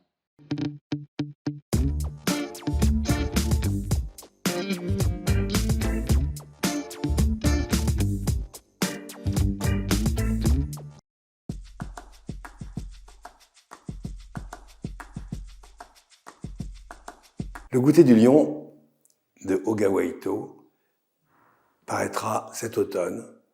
C'est un livre grave par le sujet. Il parle de la mort. Et pour tout dire, plus exactement des soins palliatifs. Mais c'est d'abord un roman, et un roman solaire. D'abord parce que il se passe sur une île, dans la mer du Japon, tout au sud, qui s'appelle l'île des Citronniers, où se rend une jeune femme, qui représente plus ou moins l'auteur, et elle va passer là les derniers instants de sa vie. Ce roman fait la part belle aussi, une fois de plus, à la nourriture. La nourriture, c'est le goûter que tous les pensionnaires vont prendre le dimanche, ensemble, une espèce de théâtre de personnages dans lequel évolue Shizuku. Elle apparaîtra très peureuse au début, et puis progressivement, au fur et à mesure qu'elle consent à la vie, elle acceptera la mort. Pour résumer, c'est tout un processus qui nous entraîne dans la lecture poétique du monde. Elle découvre en même temps le plaisir de vivre, notamment avec ce fameux goûter. Au cours de ces goûters, chacun apporte la possibilité d'un dessert tiré au sort et mangé par tous les pensionnaires. Mais chaque gâteau, en fait, on s'en aperçoit, devient comme une madeleine, la madeleine de quelqu'un, le gâteau important. Pourquoi important? Parce qu'il raconte un peu l'intimité de quelqu'un. Ce goûter, par exemple, c'est un jour, elle mord dans un cannelé et on a des pages extraordinaires sur la puissance poétique de la nourriture. Je ne raconterai pas la fin, mais elle est assez belle. Elle n'est pas convenue, parce que Ogawa Ito maîtrise très bien la dramaturgie de ses romans. Ce livre est tout simplement, pour moi, une sorte d'hymne à la vie. Et j'irai plus loin, c'est un peu un aveu, un livre sur la gratitude à la vie.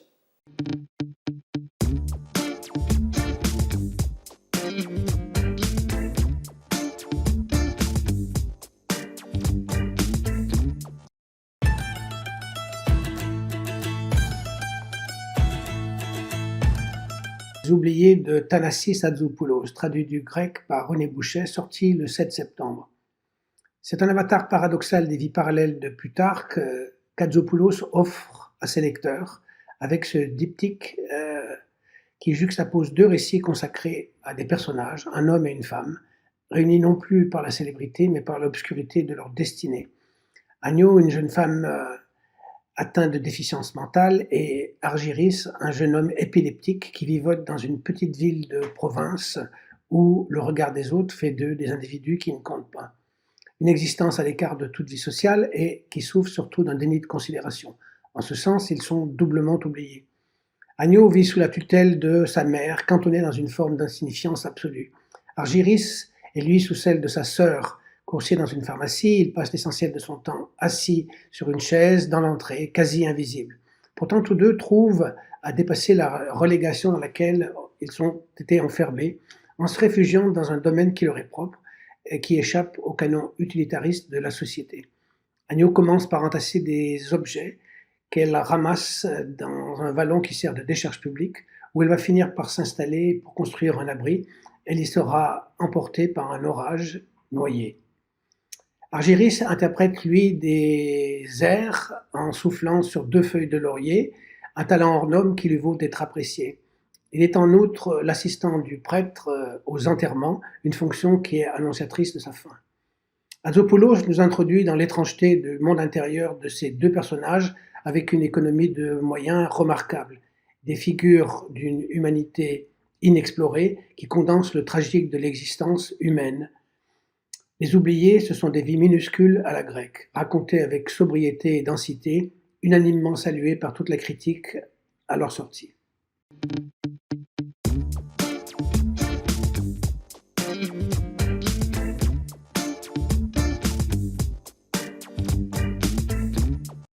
Pas de souci de Luc Blanc-Villain, sorti le 25 août. Pas de souci se déroule dans un univers utopique, le nôtre, mais sans pandémie. On y parle beaucoup, mais toujours à côté de ce qui se joue et sans jamais voir ce qui se cache. Chloé, la trentaine, n'a pas vraiment de soucis, même si, bien entendu, la fin du monde approche. Alors, quand sa thérapeute lui diagnostique un lourd secret dont elle n'a pas conscience et qu'elle se persuade que ses parents, Véronique et Jean-Charles, des retraités épanouis, lui cachent quelque chose, l'espoir de souffrir pour de bon la galvanise. Son enfance s'est déroulée dans une petite ville normande, Vinteuil-sur-Iton. Ses parents lui ont conçu et élevé, avec pour amis un couple jumeau, Cécile et Laurent, dotés d'un fils, Maxime, qui est le frère de cœur de Chloé. Les deux pères sont collègues et complices, les deux mères s'adorent. Avant que les enfants ne soient adolescents, les deux familles quittent Vinteuil pour s'établir dans la capitale. Chloé n'est donc jamais retournée en Normandie depuis, il est temps pour elle d'y faire un pèlerinage. Parallèlement à l'histoire de Chloé, Le livre raconte celle de Patricia, une aide à domicile qui a toujours résidé à Vinteuil et qui est tout pour ceux qui n'ont rien, en particulier Gérard, fou d'elle, dangereusement fou. À différence de Chloé, Patricia connaît le visage de son malheur. Un accident de la route lui a arraché ses parents, puis son frère chéri, tous trois aplatis sur le même arbre, au même endroit. La quête de Chloé va donc la mener à Patricia et leurs mondes vont se télescoper. Sur le plan narratif, le roman est une succession de chapitres centrés sur un personnage, focalisé sur lui-même. Les points de vue donc s'y contrecarrent, les faux mouvements s'y harmonisent pour produire une mécanique désastreuse.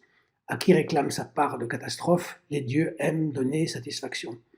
Luc Blanc-Villain pratique un humour à froid. Pas de souci est une jouissive comédie tragique où l'art d'écrire n'est pas en 20 mots.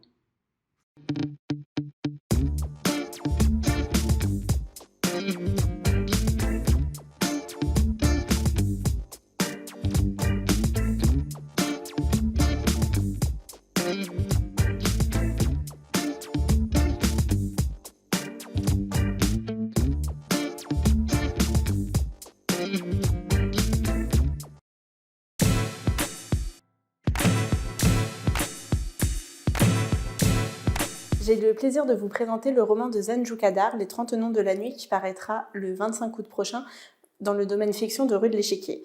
Qui sommes-nous ? Comment le passé, l'histoire de notre famille, de notre communauté participe de notre identité ? Quelle influence les secrets enfouis de notre famille peuvent avoir sur notre manière d'être au monde ? Telles sont les questions qui sont au centre de ce roman, qui retrace le parcours d'un jeune homme transgenre syro-américain qui vit à New York de nos jours. Le narrateur se sent mal dans sa peau, mal à l'aise dans une communauté qui le perçoit comme une fille. Il a donc tendance à s'isoler, s'exclure. Il passe la plupart de ses journées enfermé dans l'appartement qu'il partage avec sa grand-mère. Et les seuls moments où il se sent libre, où il se sent réellement lui-même, c'est quand il arpente les rues de Little Syria, le quartier de l'île de Manhattan désormais supplanté par le monde de la finance. Et une nuit, il découvre dans une maison abandonnée du quartier le journal de Layla Z, une artiste syro-américaine qui a passé toute sa vie à peindre les oiseaux d'Amérique du Nord. Et il ne le sait pas encore, mais ce journal va bouleverser sa vie. Au cœur de ce roman, on retrouve la question de l'héritage familial, comment les vies de toutes celles et de tous ceux qui nous ont précédés ont conduit à la nôtre, comment est-ce que notre identité individuelle s'imbrique est liée à l'identité collective, l'identité familiale, l'identité de notre communauté. Mais c'est aussi un roman qui nous permet de découvrir le talent de Zen Kadar, jeune écrivain syro-américain qui est déjà bien reconnu outre-Atlantique mais qui est encore assez confidentiel en France. Son écriture est réellement poétique, lyrique et s'exprime notamment à travers les nombreuses descriptions d'oiseaux qui rythment tout le roman. Et les oiseaux qui symbolisent plusieurs choses. Tout d'abord, c'est la trace de la relation que le narrateur avait avec sa mère, qui était ornithologue et qui est décédée quelque temps auparavant. Zen Kadar tisse également toute une analogie entre le parcours des oiseaux migrateurs et celui de la famille du narrateur, voire du narrateur lui-même, qui cherche à savoir qui il est et quelle est sa place.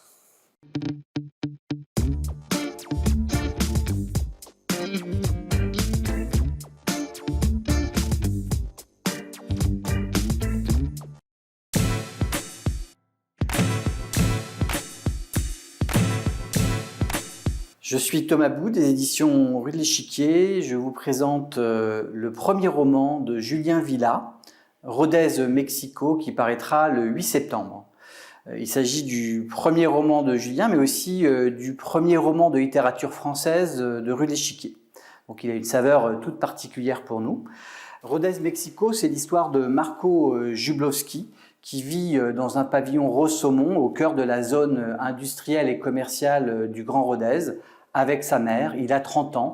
Il mène une vie, on va dire, assez ennuyeuse entre sa bande de copains d'enfance avec qui chaque soir il va se mettre gentiment la tête à l'envers et son métier de jardinier communal s'occupant des espaces verts du Grand Rodez. Mais à l'occasion d'une fête sur le Larzac, il assiste par hasard à la projection d'un documentaire sur le sous-commandant Marcos et la révolution néo-zapatiste dans le Chiapas au Mexique. Il va se prendre d'affection, de passion pour les auteurs révolutionnaires et en fait va se projeter dans ce personnage du sous-commandant Marcos. L'annonce d'une expropriation prochaine de son pavillon pour permettre l'essor du Grand Rodez va le révéler à lui-même avec ses amis, Vincent, Jean-Guillaume et Tristan, et rejoint par quelques acolytes de circonstance, dont une punk à chien, vont le faire prendre la place du sous-commandant Marco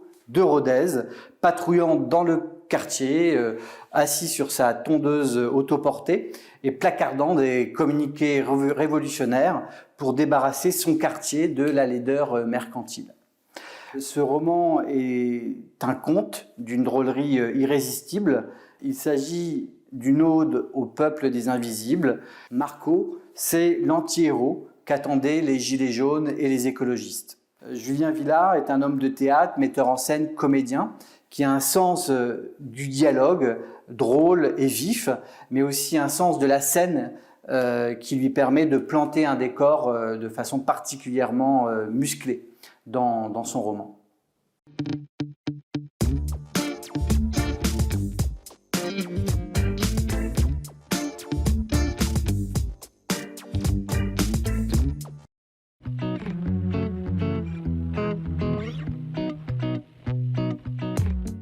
Que vous aimiez les chats ou pas, vous ne pourrez pas passer à côté de notre titre de la rentrée. Les Jours de Savélie est un premier roman d'un jeune auteur russe très talentueux, Grigory Slujitel, qui met en scène un chat.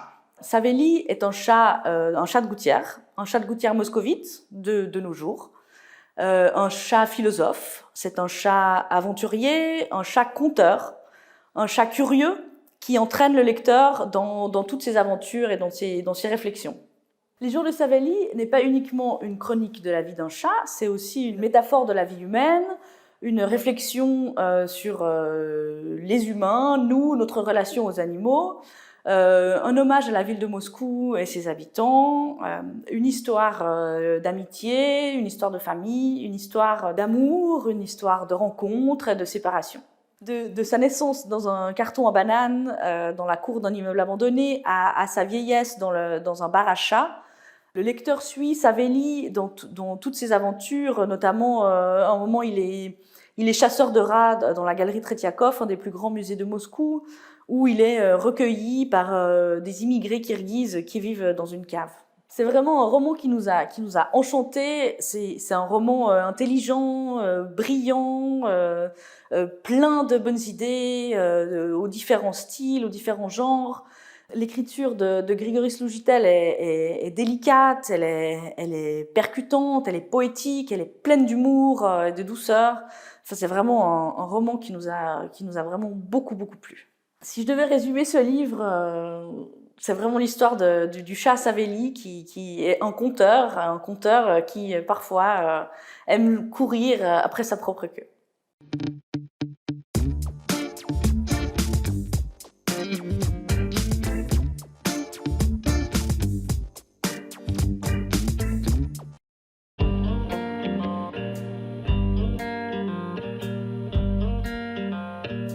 La maison d'édition du Temps des Cerises a le plaisir de vous présenter pour septembre 2022 un titre d'Arturo Pérez Reverte qui s'intitule L'ombre de l'aigle.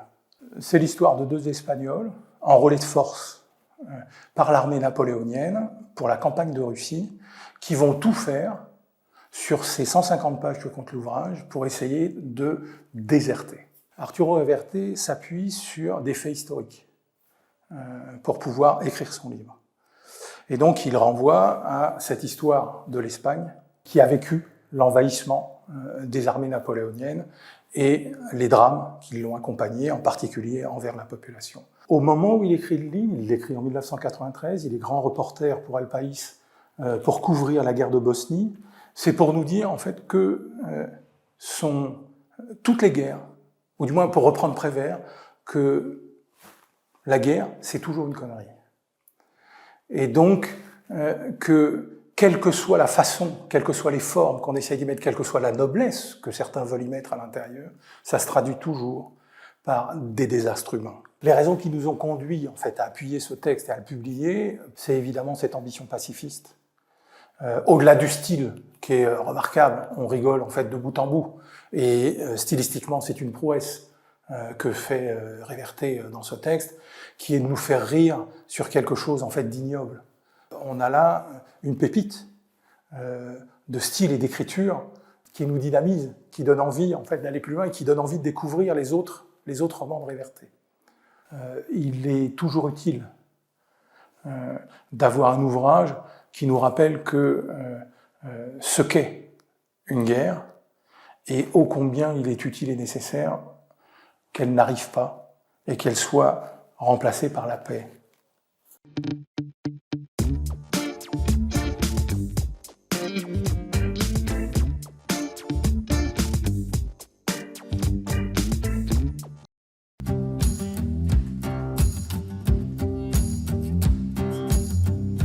Je suis Renaud Delourme pour l'Échelle du temps et je vous présente Un fils, le premier roman d'Angelo Arancio. Nous avons choisi ce texte pour la force de l'histoire et aussi pour la forme que Angelo Arancio, l'auteur, donne à ce récit. Un jeu, celui du fils, narrateur de sa vie. Un style violent, rageur, désespéré, illuminé, une plume acérée, sans concession, qui ne lâche pas un seul instant le lecteur. Un fils s'ouvre sur l'enterrement de Tony, le frère aîné, mort d'une maladie rare et familiale. Le narrateur, devant la tombe de Tony, se rend compte que leur mère, disparue un peu plus tôt, ne leur a jamais dit « je t'aime ». Il décide de convoquer sa mère à une sorte de tribunal. L'accusé devient témoin de sa propre vie. Sa mère est fille et petite-fille d'immigrés siciliens. Un grand-père mineur à Saint-Étienne, une grand-mère refoulée 2 fois en cherchant à franchir la frontière, avant d'y parvenir à la 3e tentative. Un père décédant d'un accident de chantier alors que le narrateur a 7 ans. Les souvenirs s'imposent au fils. Des phrases magnifiques et terribles sur l'enterrement du père. Toutes vêtues de noir, prient, geignent, pleurent, se lamentent, avec force démonstration. On dirait une nuée de corbeaux assis en rang d'oignons sur une ligne à haute tension. Sur la mer, tu nous as élevés en louve, je me comportais en chien. Sur lui-même devenant père. Comment apprendre à marcher à mon fils si moi-même je ne savais pas mettre un pied devant l'autre sans me casser la gueule. Il accuse sa mère de ses échecs. Il a subi la pauvreté, les non-dits, l'absence d'amour. C'est dans ce retour sur lui-même qu'il finit par comprendre la solitude et le dévouement de cette mère, femme de ménage trimant jour et nuit pour nourrir et éduquer ses enfants. À la fin de ce texte bouleversant, il reconnaît l'amour dissimulé par la nécessité et la tradition dans un magnifique aveu « Je t'aime, maman ». Un fils est un texte universel.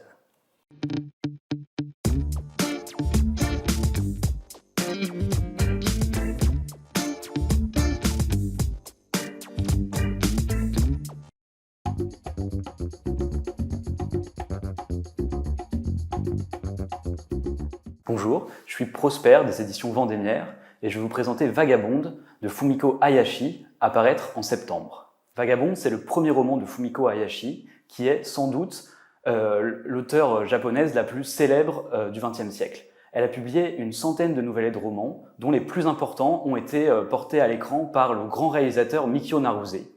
Naruse a bien sûr adapté Vagabonde et c'est pas étonnant, parce que c'est un livre qui a fait l'objet d'un véritable culte au Japon. Il s'est vendu à plus de 600 000 exemplaires, et ce dès l'année de sa parution en 1930, et il a rendu son autrice instantanément célèbre alors qu'elle avait à peine 25 ans quand elle l'a écrit. Pourquoi est-ce qu'il est devenu culte ?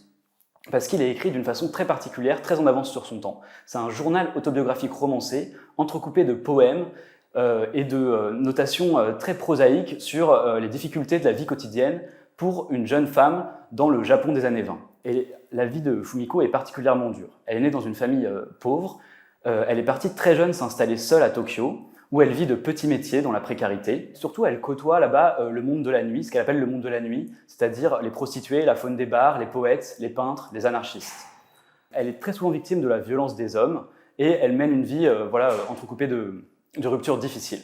Elle pose toujours un regard très attendri sur les petites gens de la ville de Tokyo, qui est alors en pleine transformation, tiraillée entre la tradition et la modernité qui vient d'Europe, avec le cinéma, le jazz. Ce qui a motivé notre décision d'éditeur pour publier ce texte, c'est vraiment le sentiment de pouvoir réparer une injustice. C'est un texte majeur d'une immense écrivaine qui n'avait jamais été traduit en français, près de 100 ans après sa parution au Japon. C'est aussi d'emblée la certitude d'être face à un texte à part, avec une écriture enflammée, crue, poétique, très bien transcrite par le traducteur René Tsekati, qui a par ailleurs traduit des grands noms de la littérature japonaise comme Kenzaburo Oe ou Mishima. Pour finir, je dirais que découvrir Vagabond, c'est vraiment découvrir le premier coup de maître d'une écrivaine au ton unique qui est encore bien trop méconnue ou pas estimée à sa juste valeur en France.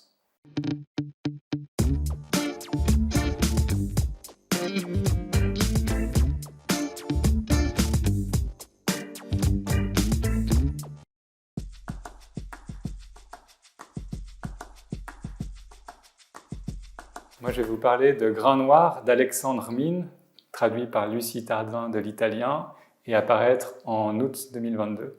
Alexandre Mine, il est né en 1976. Grain noir, c'est son premier roman et il est largement inspiré de sa vie. C'est l'histoire d'un jeune Marocain qui est confié par sa mère tout bébé à une dame âgée qui vit dans un village dans les Alpes de Suisse italienne. Et Grain noir, c'est le récit de ses souvenirs qu'il égrène, comme ces grains justement dans le titre, de ses premières années, aussi loin qu'ils se souviennent, jusqu'au début de l'âge adulte. Et au début, les souvenirs sont plutôt sensoriels, fragmentaires, flous, mais très forts parce que liés à des émotions ou des sensations. Et au fur et à mesure que le temps avance, eh bien, ils deviennent plus précis, ils deviennent plus fréquents aussi. Et de fil en aiguille, eh bien, on devine le portrait d'un jeune homme qui est en fait entre deux identités. D'un côté, l'identité européenne dans laquelle il grandit, et de l'autre côté, la culture, la tradition marocaine, qu'il découvre par les contacts avec sa famille sans forcément la comprendre, parce qu'il n'est pas du tout en contact quotidien avec celle-là. Alexandre Mine est taraudé par cette question d'identité et d'appartenance, comme le sont Elisa Soie du Sapin dans Hiver à Sokcho, ou alors Riyad Satouf dans L'Arabe du futur, côté BD. Grain noir va être le récit et le roman de cette acceptation de trouver comment vivre avec ces deux identités, de trouver son appartenance propre à travers la littérature et finalement l'écriture que le personnage de Grain noir va pratiquer.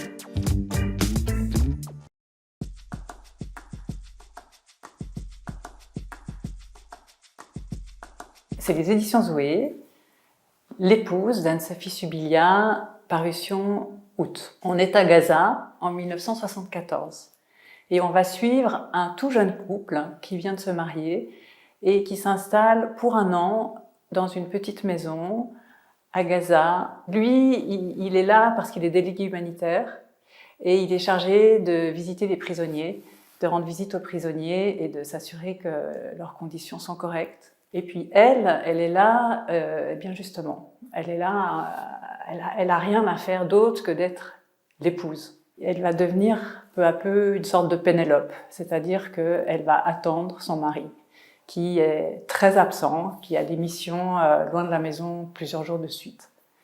Gaza, en 1974, c'est une situation assez tendue, il y a des checkpoints mobiles, il y a des humiliations, il y a aussi des coupures d'électricité, des expropriations d'agriculteurs.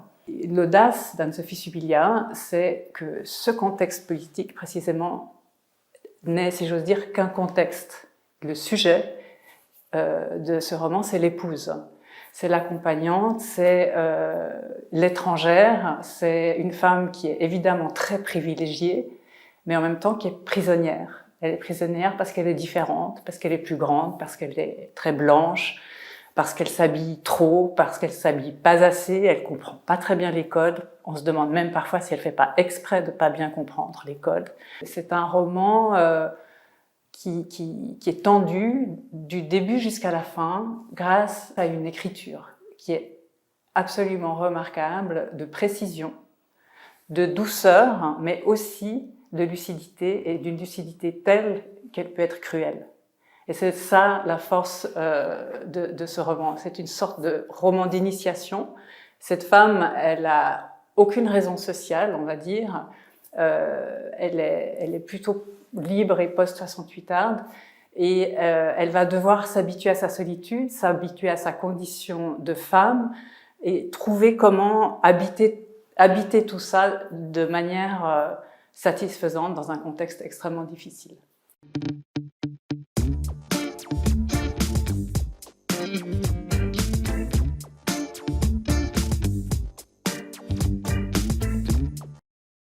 Édition Zoé, Willibald de Gabriela Zalapi, premier office de septembre. Willibald, c'est d'abord l'histoire d'un tableau.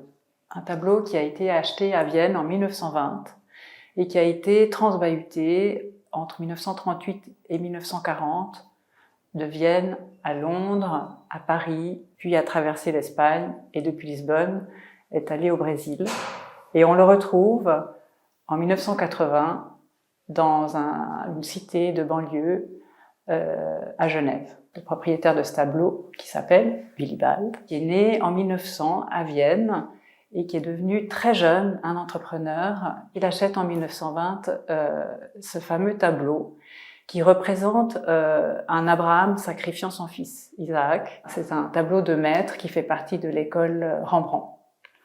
Donc c'est une œuvre d'art importante, d'une grande valeur et qui visiblement est très très importante pour Willibald, puisque au moment de l'Anschluss, quand il doit fuir Vienne de manière précipitée, la seule chose qu'il prend avec lui, c'est ce tableau. Ça, on l'apprend, nous, le lecteur, grâce à Mara, qui est l'arrière-petite-fille de Willibald, et qui a passé son enfance et le début de son adolescence avec ce tableau accroché dans son salon, dans un HLM à Genève. Willibald, c'est l'histoire de, si vous voulez, de la recherche que fait Mara sur ce propriétaire, Willibald, qu'elle n'a pas connu, mais dont elle sait qu'il était tellement attaché à ce tableau. Et elle veut savoir pourquoi. Elle demande aussi beaucoup de choses à sa mère, Antonia, qui a très bien connu son grand-père, dont elle était proche. Antonia a du mal à répondre. Il y a beaucoup de courants d'air entre la mère et la fille. Donc c'est aussi une histoire de relation mère-fille. Willibald est le deuxième roman de Gabriela Zalapi. Son premier, c'est Antonia. Et comme dans Antonia, elle s'inspire d'archives familiales. Willibald est un personnage qui a existé dans sa famille et dont elle s'est inspirée pour écrire ce roman.